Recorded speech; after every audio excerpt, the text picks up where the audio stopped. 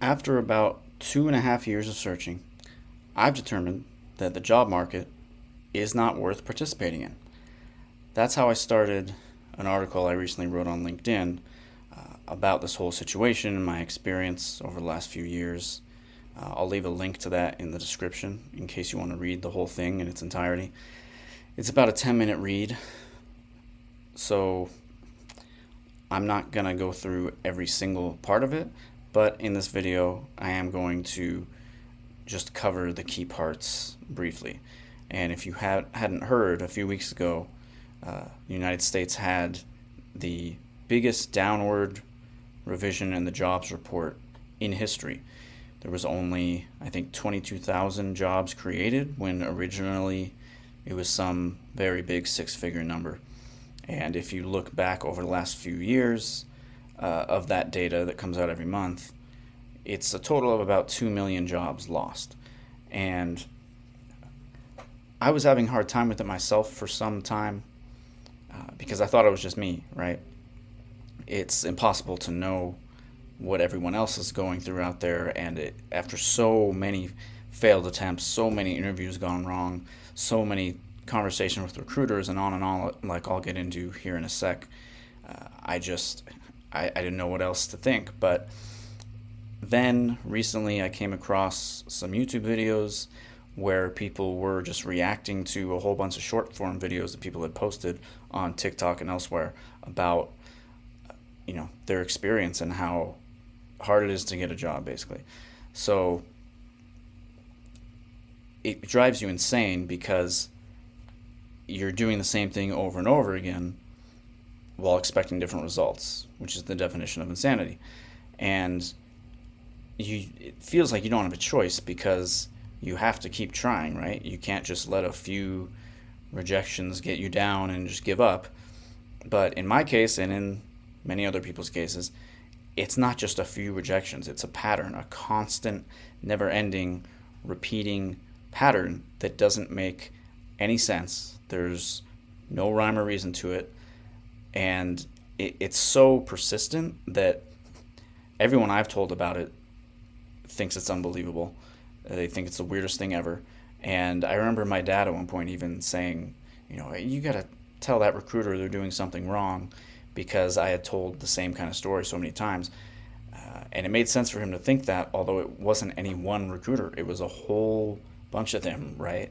Recruiters and hiring managers and everybody else you could think of. So I created this list here. And keep in mind as I go through this, these are just things that I can recall from memory. I didn't keep a written record of every single thing that happened because every time I just thought this is going to be it and it's going to be great. This is a great opportunity. I'm a perfect fit. Everyone I talked to we seem to get along well, and so I just couldn't imagine why it didn't work out. And then that happens, 50, 100 times, and next thing you know, all this time has gone by. Anyway, some rough numbers to start off with. I filled out at least 1,200 applications, 1,000 manually, and 200 using AI. I actually learned there are tools to automate your job application process that make it a whole lot easier. And there's agents basically that just you upload your resume and filter what kind of jobs you want, and it finds them, and you can select or deselect them, and then it'll just apply automatically. You just let it run on your computer for a few hours, however long it takes. But I only applied to 200 using that because this is when it wasn't too long after I started using that I realized what's going on here. And it worked. I mean, I got 3 interviews in the space of like a week or two. But of course, none of those led to anything because none of them ever do, 95% of the time, let's just say. I also spoke with about 50 to 100 recruiters, I would guess. I mean, there was a 6-month period in 2023 alone where I talked to 18 different recruiters. And back then it was easy to keep track because I could just go through my LinkedIn inbox. In that short a period of time, I could just find them all. And I remember that number specifically, 18. It was like April to October of 2023 or something like that. And I've had scores of interviews. I don't know if it's 20, 40, 60, maybe closer to 100. I really have no idea.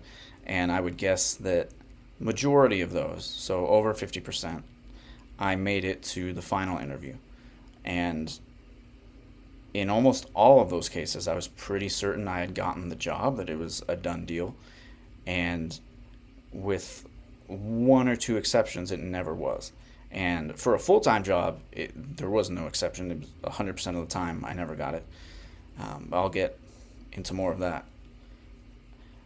So there was one part-time job that lasted about 9 months. One part-time job lasted about 2 months. And another contract gig that gave a small amount of work for a few years. And that's it. And the thing is, that's a better result than a lot of people ever get. There's way worse horror stories out there. I was just inspired to share mine because I've been seeing all the stuff out there from people who are maybe just recently realizing how bad this situation is. And I guess that made me realize it too, because I didn't know other people were having this experience. Again, I thought it was just something unique to me for whatever reason, even though looking back that doesn't really make any sense, especially considering I used to get 90% of jobs or contract gigs that I interviewed for. It was just, I don't know, it was easy and simple. There was no problem. People came to me, recruiters came to me, and I'd talk to them, and things would just go through normal, kind of how you would expect, how it should be. And for years, I had to turn people away because I either had too much on my plate or I just wasn't interested in that job. And since then, I, expanded my horizons. I was open to different types of work, lower paying work, in office and hybrid positions in my local area.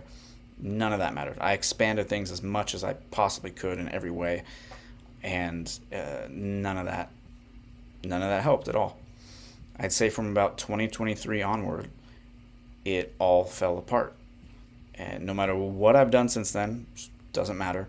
It's as if jobs themselves are not real anymore. It doesn't make any difference what it is, what you do, your resume, being professional, what experience you have, how good or bad you are at interviewing, what you open yourself up to. Like, just none of it makes any difference.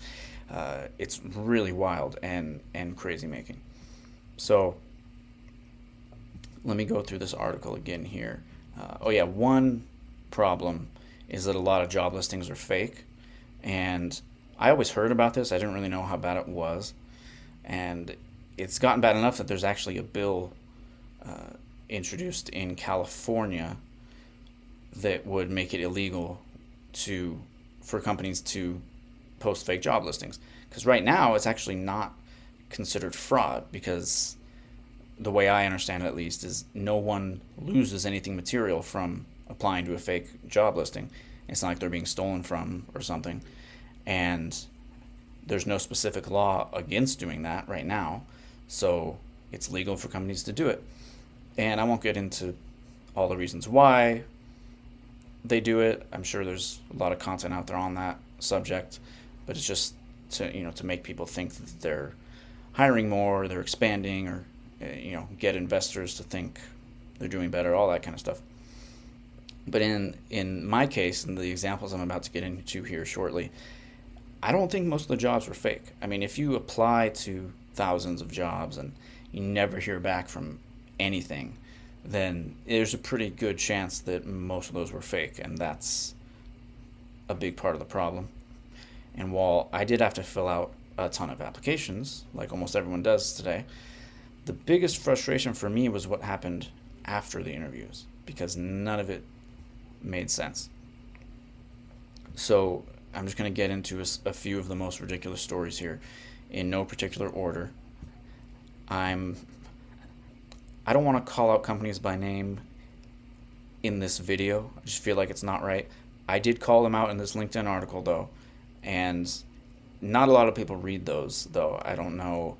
I mean, I think the post got like 900 views, but in terms of actual article reads, it's like less than 100. So It's there if you're curious and you want to see. I'm just going to go through these one by one. And these are the ones that I have in this article, the ones that I could recall from memory as soon as I started writing this thing a week or two ago. So one crypto wallet company, a recruiter reached out to me about, it was a content strategist position. Interview was scheduled a week in advance. I spent many hours preparing. And then 2 hours before the interview was supposed to happen, the person canceled. I get 2 emails, one canceling Zoom call and one from the person saying, actually, your background isn't the right fit. Sorry, I know I reached out to you and I scheduled an interview with you and I let it be scheduled for a whole week. But now, 2 hours before the fact, suddenly I realized your background isn't the right fit. Which didn't make sense however you look at it, because everything about my background matched the job description on a one-to-one basis. It was like, if you look at my resume and you look at the job description, you could just match things perfectly like that. Anyway, moving on. There's a crypto analytics platform where I had 4 interviews, 4 rounds. And I remember this was one that I was kind of overqualified for. It was pretty easy, part-time thing, social media management, I think. All the interviews went really well. It seemed like everyone was my long lost best friend. Like, we got along and it was a good time and I had great answers to all the questions. So just everything lined up, seemed so perfect. Thought it was a done deal. And a few days later, I got a generic rejection letter. An investment app, kind of like a Robinhood competitor, had 2 interviews for a content creator job. Didn't get it, don't know why. Then there was a company that I had worked for, a media company I had worked for in the past for a long time, and I knew some people there.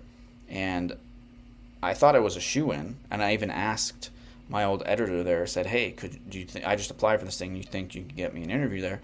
And they got me in to the front of the line, so to speak, and had the first interview, went really well. And they basically just said, oh yeah, this is yours more or less. You just need to talk to this guy to make sure you know XYZ subject matter. I was like, okay, whatever. I do know that, so no problem. And in the second interview, this guy just starts asking all these developer level questions about different crypto projects that I had no idea how to answer. Like, what do you think about Solana's architecture? Or what are your thoughts on Ethereum's latest, BIP 3462 upgrade? What's your favorite tokenomic? Do you have a favorite tokenomic structure? Like, all the stuff that was not relevant to the position was entitled content lead. It was a marketing position. And those questions I feel like would be more appropriate for a developer, maybe. Like, anything I needed to know on those subjects, I could easily research in 10 minutes, maybe less. But it didn't matter. So, of course, I didn't get that job either. Crypto exchange. I had an interview in 2023 that went well with this one. Then they just said they put hiring on hold. And in 2025, just a few weeks ago, a recruiter from there reached out to me again about a different marketing position. And they canceled a few hours before it was scheduled. And at first I said, okay, let's reschedule. But then I changed my mind. I just said, you know what? Let's not do it because I don't think my background is a good fit. And that's what they always say afterwards anyway, even if things went perfectly well. So that's the one and only time I actually actively said no to something. But I knew that looking at the requirements and job description, I wasn't really a great fit to begin with. It actually wasn't my thing. It wasn't the job for me. And so I just cut that one off preemptively. So there's a few I don't remember the names of. Like, there was a recruiter based out of the UK who said I was a great fit for this thing. I could get an interview tomorrow because they want to start really soon. And you're just like the perfect fit. You have all the right experience and everything. And you can get the higher end of the salary range because you're so experienced and well known and blah blah blah. And I was like, okay, great, yeah, I'll do the interview tomorrow. 3 days go by and he ghosts, and I followed up, and eventually he said my background is not what they were looking for. So same old story, even though he said the opposite of that. So don't know what happened there. Another crypto exchange was basically the same exact story as what I just said, where I was told it all looked good, and then all of a sudden it's not. And that same type of thing has repeated itself a good 15 to 20 times, I would say. 15 to 30 times, really, and I just can't recall all of them. There was another time I had 2 interviews and a test assignment that took a long time. I was told the final interview was more or less a formality and that I was going to get the job. Of course I didn't. There was one encrypted messaging app company where I had a great interview and a short unpaid test assignment. Followed up 5 times over the course of like 2 weeks after that. Got ghosted completely. There was one crypto startup through an agency where I had 2 great interviews and a paid test assignment. It all seemed great, but then they sent me a long, thoughtful rejection, and that was it. There's a layer 2 Bitcoin protocol. I also had a paid test assignment for, and 2 really good interviews. I didn't get it. 2 interviews for a content strategist role. One of them went well, one of them a little less so. And this is one of the few cases where I can kind of understand why they didn't hire me, because I may not have done that great. There may have been a question or 2 that I didn't have the best answers for, but it was also weird because they didn't really ask the right questions, in my opinion. And some of them would be kind of rapid fire, and so I would like not answer one completely before moving on to the next, I think. And I could see in one of the guy's faces that he was like unhappy with the answer. And later I realized, oh no, I didn't really address this one thing. But anyway, there's just weird types of things like that even though I accept some responsibility for this one, it's also not entirely my fault, because things like that happen all the time, and other interviews are just very smooth and nothing goes wrong. So here's another crypto exchange. One time there was half a dozen recruiters literally who reached out to me about the same copywriter position, and I just responded to the first one, and the call went well, and she was gonna get me in, and then she just ghosted.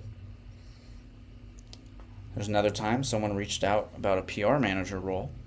I applied, gave them my resume. They said, oh yeah, this is great, I'll forward it to the hiring manager. I followed up a few times. They said, oh, I'll let you know when they get back. They ghosted. There was one time I had 2 interviews for a full-time hybrid position in Kaysville, Utah. The person said they loved my background, give my resume to the hiring manager, all that. And I had a recruiter call, screening call, and then an interview on the phone, and the final interview was going to be in person, and it was supposed to happen the following week. They ghosted for, I don't remember how long, 3 or 4 weeks at least, and I kept following up the recruiter, half a dozen times, and eventually he finally got back to me and said, oh, they went with someone else with specific experience in Internet of Things writing. Another crypto exchange. They responded to my cold outreach. I had 2 interviews that went well, and then after 2 months they came back and said they didn't have budget. There's a Bitcoin company I can't remember the name of. Someone reached out to me to schedule an interview, and it kept being canceled at the last minute 3 times in a row. I'd be ready for this thing, and with 15 minutes to spare, or even less than that, it would just get canceled.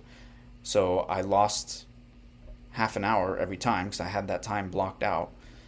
And then after the 3rd time it was canceled, I get an email saying, oh, actually, we're not prioritizing this right now. Another project I can't remember the name for. I had this one call with 2 people. They said they had an urgent need, and it was going to start real soon. It went well, and they said they'd be in touch in the next few days because the work was going to have to start the next week.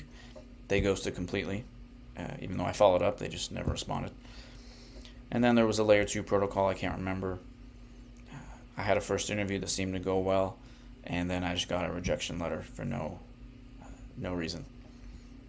And this list may seem long, but it's not, because as I mentioned, this is only a fraction of the things that I can just write down from memory. And there are lots of times when 3 or 4 things happen in the same week and they all kind of become a blur. And if I had been keeping track of every single time something like this happens, that list that I just read would probably be 3 or 4 times longer, I'm guessing, maybe more. And there's more. So I probably should have mentioned this at the start, but my old career involved being a copywriter, journalist, SEO writer, content writer, marketer for fintech companies, Bitcoin, crypto, blockchain companies, and publications. And I was freelancing for a long time. The last few years, I decided to look for a full-time job or something like that. And it just didn't work. So now I'm going to get into briefly everything I did to try and get freelance clients, because everything I just described was full-time job search, typical 9-to-5 type stuff. I also did a whole bunch of other stuff, like reaching out to all my former clients. None of them cared, none were interested. I got a new website, revamped my portfolio and my resume. I expanded my niche and expertise, branching out into different areas. I sent hundreds of cold emails and DMs for targeted cold outreach. I created a ton of content to try and attract clients. Even hired a video editor and a social media manager at one point so I could crank out all types of content and just post it everywhere all the time. I added thousands of connections to my LinkedIn network. I'm at over 11,000 strong today, although I'm pretty sure I'm shadow banned on there because a lot of my posts only get 100 or 200 impressions. Now and then they'll get 1,000 or 2,000, but still, that's not very much for 11,000 followers.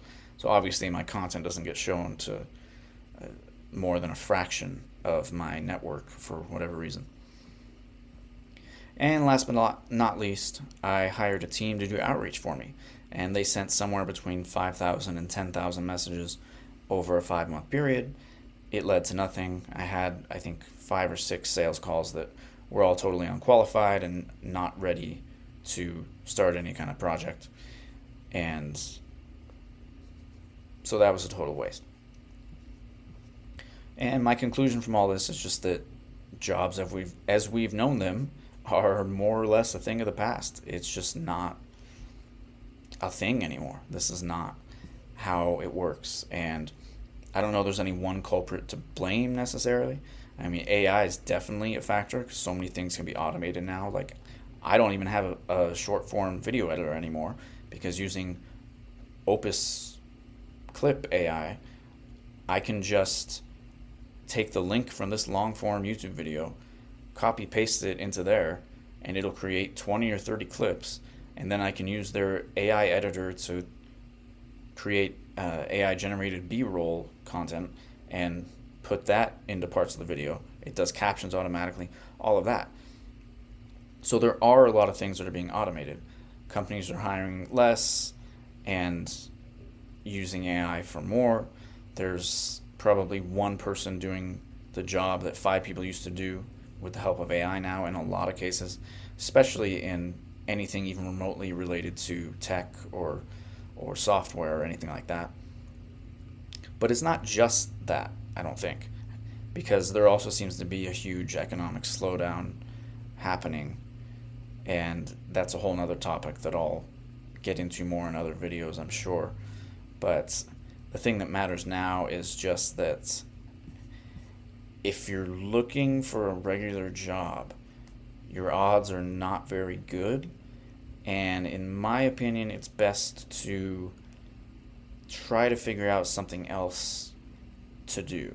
I mean, there are some opportunities. They're not easy, but especially with all the AI tools out there now, there are some easier ways to be an entrepreneur, right? Like some people have created AI influencers on Instagram that make six figures.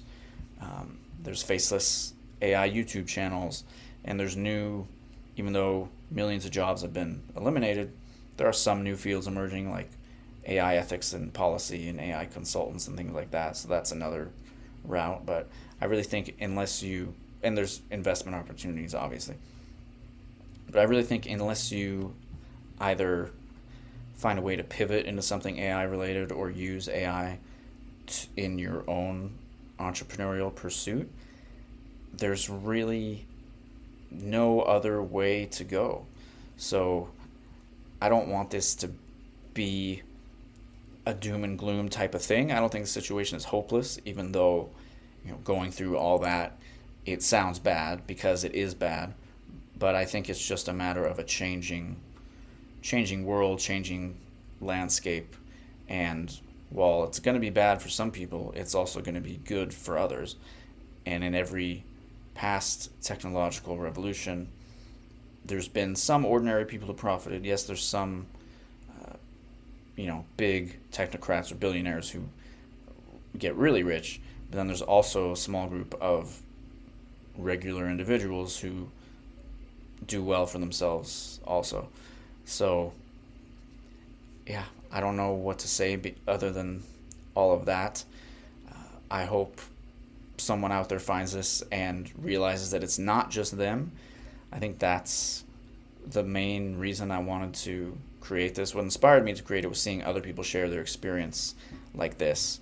And I never really thought to do that because I thought it was just something wrong with me, or I just had terrible luck. Like I'm hexed, I'm cursed. Somebody cast a witchcraft spell on me. I need to go get a tarot reading, consult with a psychic to see what's wrong with my energy, my karma, or something like it. That's where my mind started to go because I was just going insane, doing the same thing over and over again, expecting different results because it seemed logical to expect that, hey, at some point something's got to change, right? But I really don't think it ever will now. And while I'll still continue to respond to recruiters who reach out to me, I don't really think I'm going to be pursuing any kind of regular job.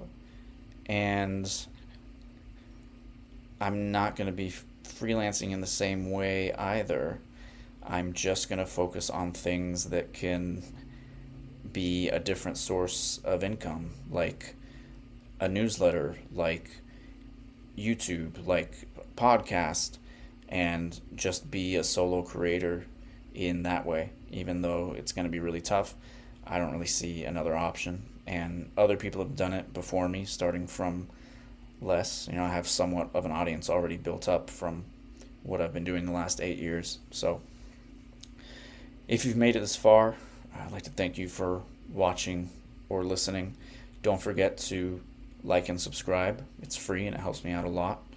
And like I said, I'll put a link to that LinkedIn article in the description here. Be sure to follow me on LinkedIn, X, Instagram, and I'll also put, if I have it ready by the time I post this, I'll put a link to my newsletter because it was on Substack. I'm moving it over to Beehive because I think that's a better platform, but more on that later. Again, thanks for listening, and I'll see you next time.